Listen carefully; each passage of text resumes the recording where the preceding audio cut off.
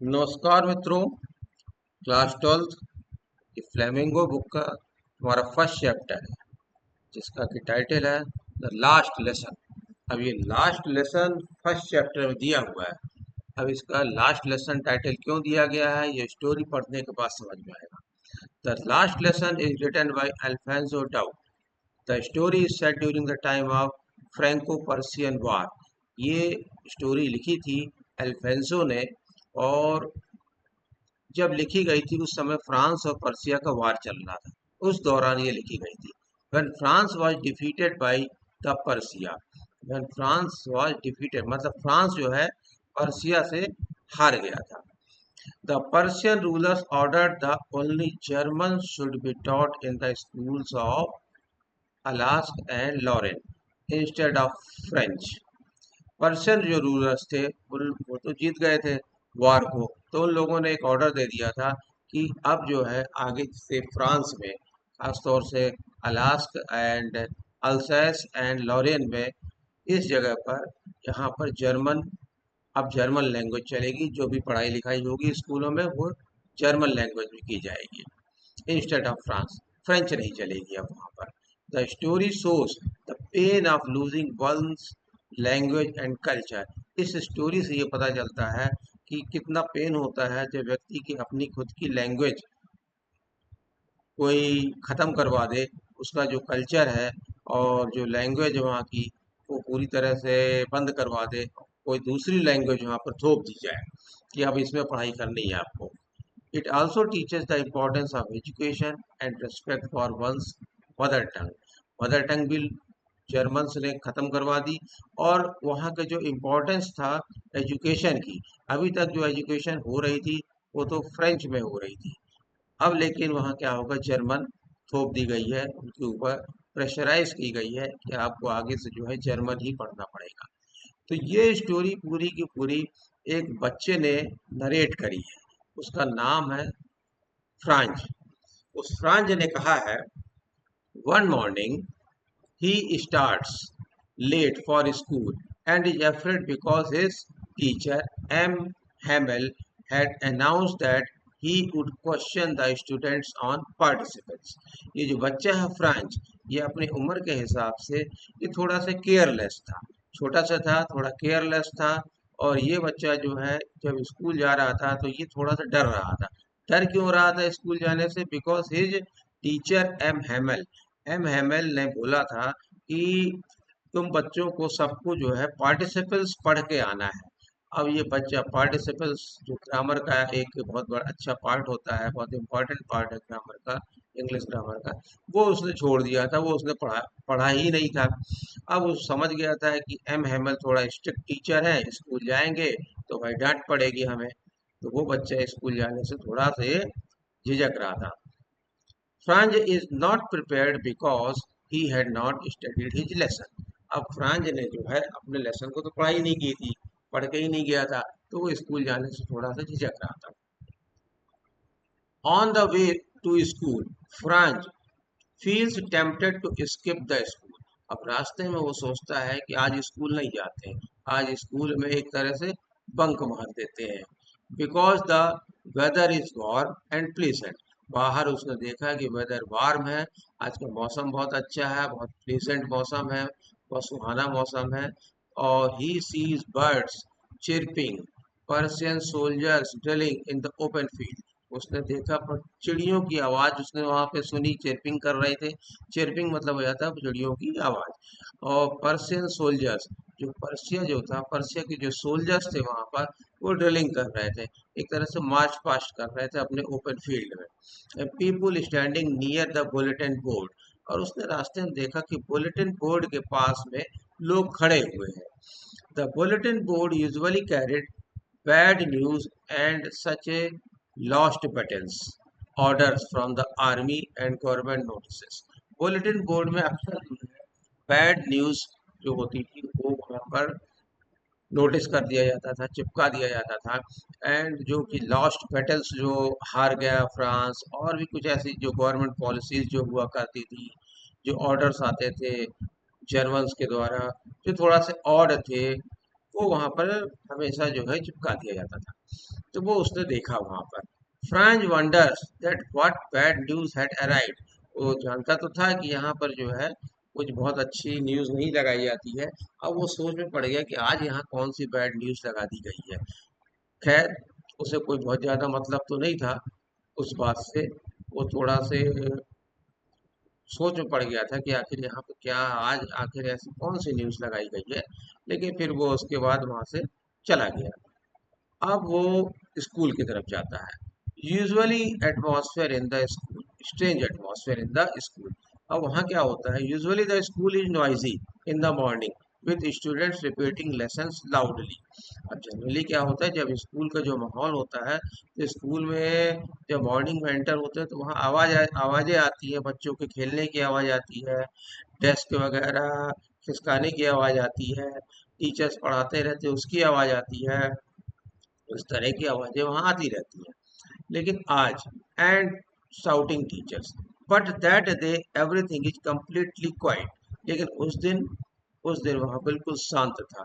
Just like Sunday, like Sunday morning, Sunday के morning में बिल्कुल शांत माहौल रहता है, बिल्कुल वैसा लग रहा था। Franz became surprised, Franz became surprise, ऐसा क्वाइट माहौल देख करके फ्रांज जो है सरप्राइज हो गया था। When M Hamel does not scold him, वो क्लास में जाता है लेकिन उसे बड़ा सरप्राइज सा महसूस होता है कि एम हैमल ने उसे जो है बिल्कुल कुछ नहीं बोला आज, आज बिल्कुल डांटा भी नहीं। और and politely ask him to sit down, और बहुत अच्छे से बिल्कुल पोलाइट वे में उससे बोला कि हाँ आओ, अंदर आओ और बैठो यहाँ पर। Franz notices that M. Hamel is wearing his special clothes, a green coat, frilled shirt and embroidered black silk cap। Franz ने नोटिस किया कि एम हेमल जो है उसके जो टीचर है, आज वो स्पेशल टाइप के क्लोथ्स में है, कुछ स्पेशल वेयरिंग है उनकी। ग्रीन कोट है और फ्रिल्ड शर्ट है और एक कोट है उनकी और अच्छी वाली शर्ट है और एम्ब्रॉयडरी की हुई ब्लैक सिल्क कैप है। These clothes are usually worn only on inspection और प्राइस डेज। ये वाली जनरली ये क्या होता था कि ये ऐसे जो कपड़े होते थे, ये तो ये पहनते थे, जिनके टीचर कब पहनते थे, जनरली ये पहनते थे तब जब कोई वहां पर प्राइज देने का फंक्शन हो या कोई ऐसा फंक्शन होता था, उस दौरान ये पहना करते थे। लेकिन आज तो ये ऐसा नहीं किए हैं, आज ये तो कोई फंक्शन नहीं है। आज ऐसा क्या मामला है कि सब जो है इतने अच्छे कपड़े पहन के आए हुए हैं। ठीक है।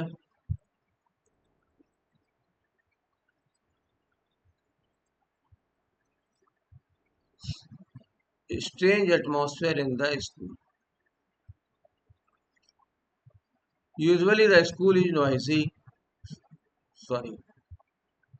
He also notices many village elders sitting at the back of the classroom, including old Hauser, the former mayor, and the former postmaster. Everyone looked serious and sad.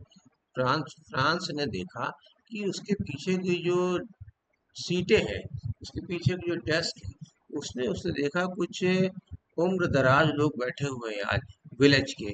और वो लोग हैं, एक ओल्ड ओल्ड हॉसर है, farmer mayor है, जो mayor था पहले वहां पर वो बैठे हुए हैं, एंड फॉर्मर पोस्ट मास्टर है, एक पुराने रिटायर्ड कोई पोस्ट मास्टर है, वो बैठे हुए हैं। इन सबको देख करके वो थोड़ा सा आश्चर्य पड़ गया कि ये मेरी क्लास में क्या कर रहे हैं। And every one look serious and sad, और सब के सब जो है सीरियस है और थोड़ा से सैड भी है। और सब जो है मतलब कि सैड मतलब दुखी हैं ये लोग। आखिर ये लोग मेरी क्लास में कर क्या रहे हैं, ये सोच करके फ्रांज जो है आश्चर्य पड़ गया। Announcement of the last lesson.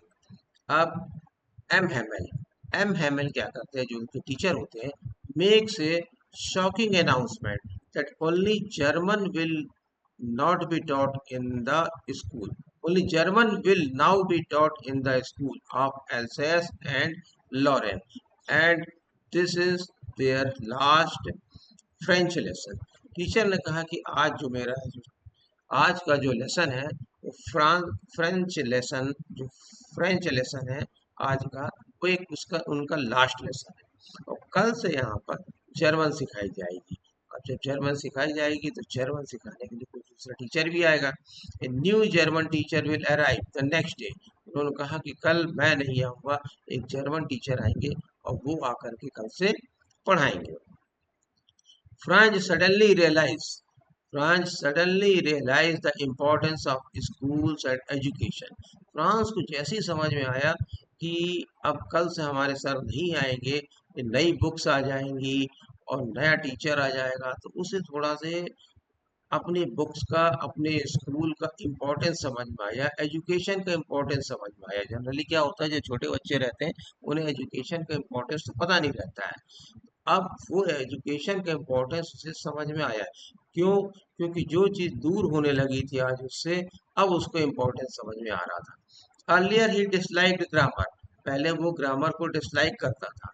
Writing and learning lessons, ये सब चीज़ें वो डिसलाइक करता था कि भाई लिखना है, पढ़ना है, होमवर्क करना है, ग्रामर को पढ़ना है, ये सब चीज़ों को डिसलाइक करता था। But now he regrets wasting time. अब लेकिन वो पछता रहा था कि उसने टाइम वेस्ट कर दिया। अब उसे पछतावा महसूस हो रहा था। He feels sorry for missing classes. और क्लासेस मिस होने की वजह से, जो उसने क्लासेस मिस करी थी उसकी वजह से उसे सॉरी महसूस हो रहा था। आज वो पछता रहा था। Going to the river and wasting time on useless activities. वो करता क्या था? यूजलेस एक्टिविटीज किया करता था। स्कूल से निकलता था तो भाई कभी कभी वो रिवर की तरफ चला जाता था और यूजलेस एक्टिविटीज में अपना टाइम वेस्ट कर दिया करता था। तो आज उसे लग रहा था कि आज पढ़ाई का जो समय था तो वो वेस्ट हो गया इन सब चीज़ों में, फालतू की चीज़ों में। और देखो, आज हमारे सामने से बुक्स वगैरह चली जा रही हैं और टीचर भी चले आ रहे हैं और हमने तो टाइम वेस्ट कर दिया, हम तो पढ़ ही नहीं पाए। The fourth point, France feeling change. France के मन में एक बहुत बड़ा चेंज आ जाता है। Franz now understand that is books are valuable. अब उसको समझ में आ रहा है कि ये जो बुक्स थी बहुत वैल्यूएबल थी, बहुत ही काम की ये चीज़ें थी। Learning French is important. उसे अपनी लैंग्वेज फ्रेंच, वो उसे पढ़ लेता तो वो बहुत इम्पोर्टेंट चीज़ थी। भाई इम्पोर्टेंट चीज़ तो रहेगी क्योंकि उनकी मदर टंग थी फ्रांस के लोगों के लिए। और वो उसने ठीक से पढ़ा नहीं। उसे समझ में आ रहा था कि आज ये बुक्स बहुत इम्पोर्टेंट थी, ये फ्रेंच लैंग्वेज बहुत इम्पोर्टेंट थी। And M Hamel is a dedicated teacher. और उसके जो टीचर हैं ये बहुत ही डेडिकेटेड टीचर थे, बहुत केयर करने वाले ये टीचर थे। Even though he thought M Hamel was strict. आज से पहले वो अपने टीचर को हमेशा एक स्ट्रिक्ट टीचर समझता था, लेकिन आज उसको समझ में आया कि नहीं, ये एक डेडिकेटेड टीचर थे जो बच्चों का ध्यान रखते थे। But now he feels respect and affection for him.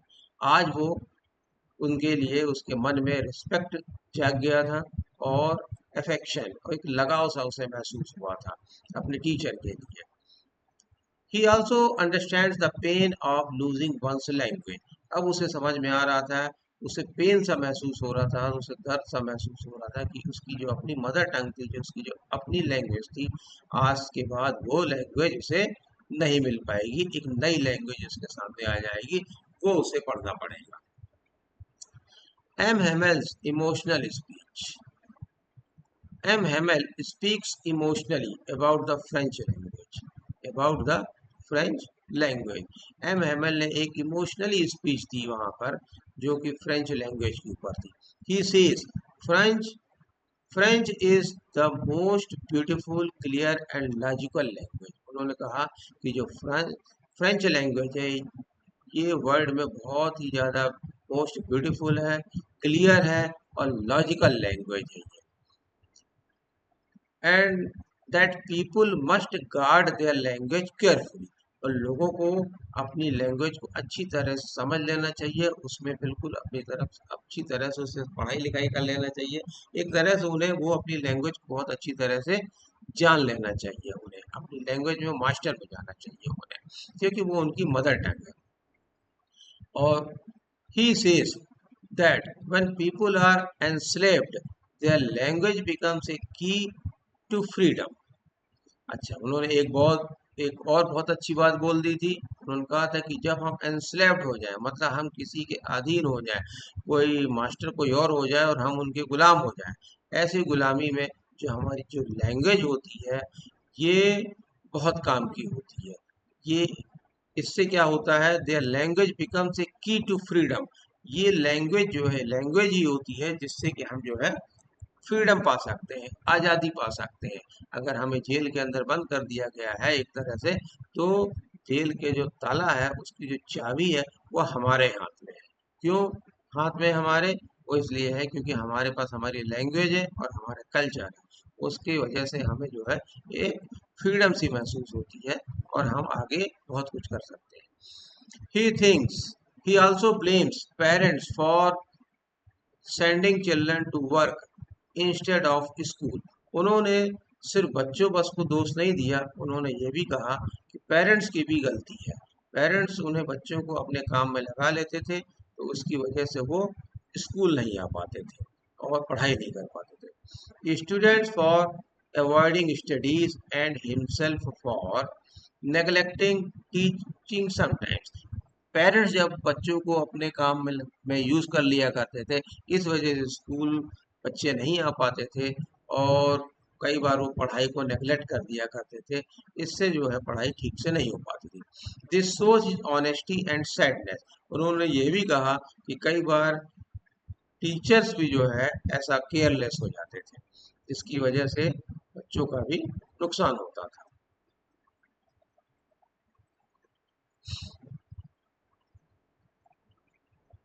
The last lesson continues. The class becomes emotional and attentive. Class becomes emotional and attentive. इनकी स्पीच से क्या हुआ, वहाँ जितने लोग बैठे हुए थे वो सब के सब बिल्कुल इमोशनल हो गए और अटेंटिव हो गए। मतलब अटेंटिव मीन्स बहुत ध्यान से उनकी बातों को सुन रहे थे और इमोशनल टच हो गया था वहाँ पर। Franz finds grammar easier than before because he listens carefully with full attention. आज जो है वो ग्रामर को बहुत ध्यान से सुन रहा था। आज वो जो पढ़ा रहे थे, जो कुछ भी वहाँ उनके टीचर बोल रहे थे, आज वो बहुत ध्यान से सुन रहा था, तो उसे एक एक बात उनकी समझ में आ रही थी। The students practice writing France else's France else's. Students वहाँ पर लिख रहे थे, प्रैक्टिस कर रहे थे लिखने की। क्या लिख रहे थे? वो यही लिख रहे थे, for France Alsace, France Alsace. The whole classroom is silent except for scratching of pens, fluttering pigeons and the sound of pages turning. पूरी क्लासरूम बिल्कुल शांत थी, कोई आवाज नहीं हो रही थी, बस सिर्फ एक आवाज आ रही थी, तो पेन से लोग स्क्रैचिंग की आवाज आ रही थी।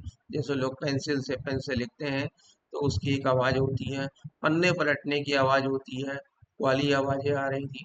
फ्लैटरिंग पिजन्स, पिजन्स वहाँ पास में थे, कुछ कबूतर थे पास में ही, वहीं विंडो के आसपास क्लास में थे, तो उनके जो पंख की फड़फड़ाने की आवाज आ रही थी।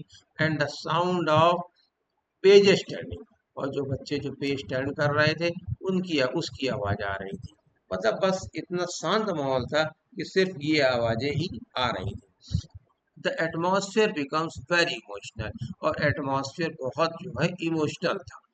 बिल्कुल, मतलब कहने का मतलब है कि जैसे आप अपने घर में पढ़ाई करते हो, बिल्कुल शांत माहौल रहता है, बिल्कुल शांत, बिल्कुल क्वाइट एटमॉस्फेयर रहता है आपके रूम का। होता क्या है, कौन सी आवाज आती है, अब थोड़ा सोचो। फैन के चलने की आवाज आती है, ठीक है ना।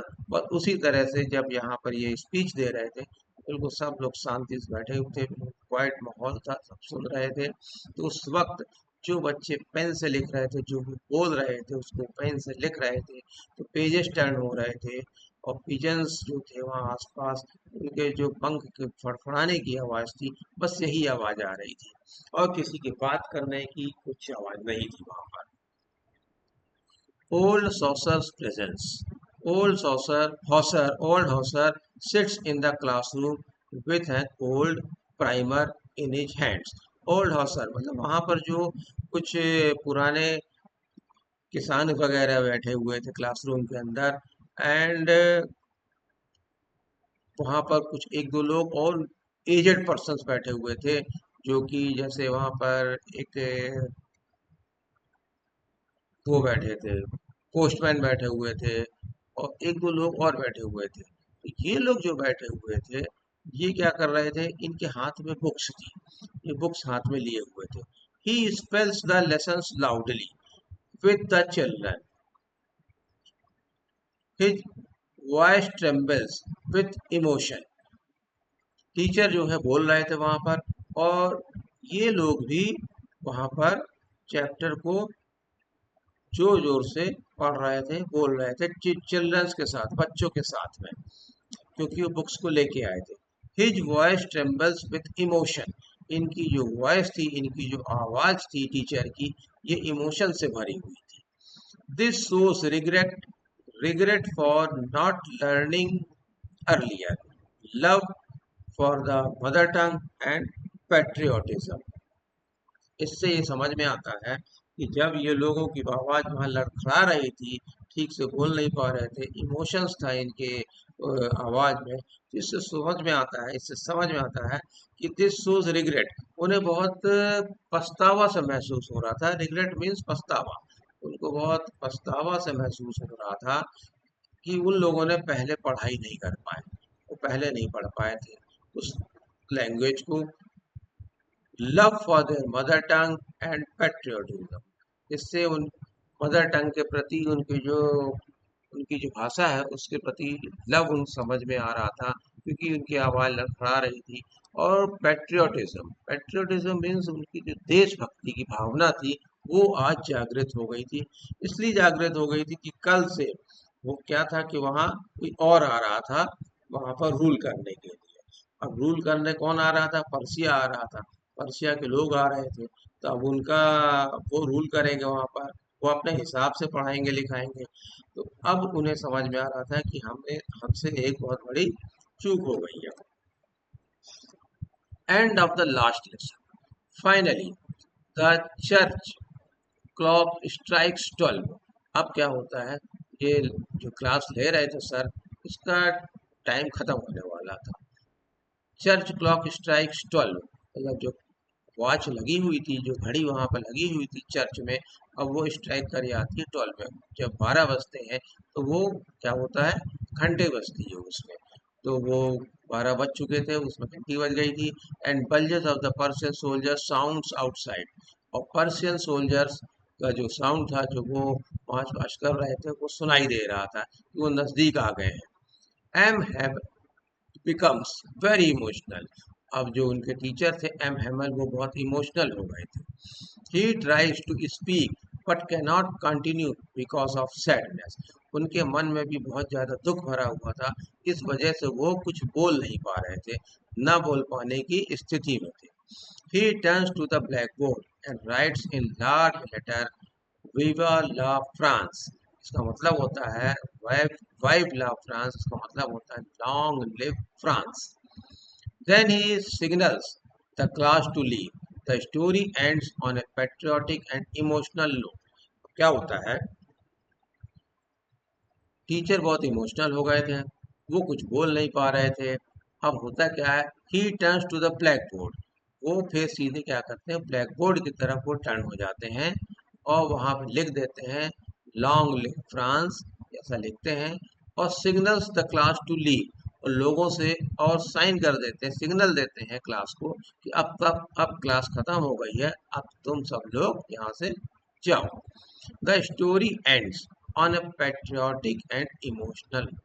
अब जो स्टोरी है, ये स्टोरी एंड हो जाती है कैसे, एक पेट्रियोटिक और इमोशनल नोट से। इमोशनल नोट कैसे था, क्योंकि उन्होंने बोर्ड में लिख दिया था वाइव लव फ्रांस, इसका मतलब होता है लॉन्ग लिव फ्रांस। अब इसमें मेन थीम क्या थी? मेन थीम आपको समझ में आना चाहिए कि पेट्रियोटिज्म, इसमें जो है पेट्रियोटिज्म की बात हो रही है, कल्चर की बात हो रही है, लैंग्वेज की बात हो रही है, ठीक है। और लैंग्वेज मीन्स मदर टंग, अपने मदर टंग की बात हो रही है, देशभक्ति की बात हो रही है। और regret and realisation, regret and realisation, जो गांव के जो लोग थे, विलेज के जो लोग थे, उन्हें रियलाइज हो रहा था और बहुत पछतावा हो रहा था। स्टूडेंट्स को भी पछतावा हो रहा था कि यार हम पढ़ नहीं पाए, और फ्रांज जो इस पूरी स्टोरी का जो कैरेक्टर है, मेन कैरेक्टर, उसे भी बहुत पछतावा हो रहा था कि यार जब सर पढ़ा रहे थे हम तब पढ़े नहीं, समय यूं ही निकल गया। और गांव के लोगों को भी पछतावा हो रहा था कि हम लोग भी पहले नहीं पढ़े थे, पढ़ नहीं पाए किसी वजह से, और आज जो है कोई और रूल करने के लिए आ रहा है और हमारी लैंग्वेज हमारे हाथों से जा रही है। तो moral of the story is respect your language and culture. What is the moral? The moral is this, that respect your language and culture. हमें हमेशा अपनी लैंग्वेज का और अपने कल्चर का रिस्पेक्ट करना चाहिए। Value education and learning opportunities. हमें एजुकेशन को वैल्यू देना चाहिए एंड लर्निंग अपॉर्चुनिटीज, जो लर्निंग अपॉर्चुनिटी कहीं भी मिले तो उसकी हमें वैल्यू करनी चाहिए। ये नहीं कि हम बस सोते रह जाएं और एब्सेंट माइंड रह जाएं और केयरलेस बने रहें। अगर हम केयरलेस बने रहेंगे तो हमें क्या होगा, रिग्रेट ही करना पड़ेगा, आगे चल के पछताना ही पड़ेगा। Do not wait until something is lost to realize its importance. हमें वेट नहीं करना चाहिए, हमें आखिरी समय तक का वेट नहीं करना चाहिए, क्योंकि हो सकता है आखिरी समय में वो कह जाए कि जो हाथ में है वो लॉस्ट हो जाए, मतलब वो हमारे हाथ से चला जाए। समय तो चला ही जाएगा, और जब समय चला गया और कुछ कर नहीं पाए तो उससे क्या होगा, लॉस ही होगा। तो ये स्टोरी थी हमारी, और इस स्टोरी के जो लास्ट लेसन जो समझ में आया है वो यही था कि अब आपको समझ में आ गया होगा कि इसका टाइटल लास्ट लेसन क्यों दिया गया है, क्योंकि आखिरी में ये चीज़ समझ में आई है। ये चीज़ आखिरी में, लास्ट में समझ में आई है उस बच्चे को, और उसकी लाइफ पूरी चेंज हो गई। अगर यही चीज़ पहले समझ में आ गई होती, यही चीज़ उसको पहले समझ में आ गई होती, तो वो अपनी लैंग्वेज में क्या होता, बिल्कुल पारंगत होता, स्मार्ट होता, अब उस चीज़ को अच्छे से, उसे रिग्रेट नहीं होता, उसे पछतावा नहीं होता कहीं से भी। ठीक है, चलिए, thank you, thanks a lot.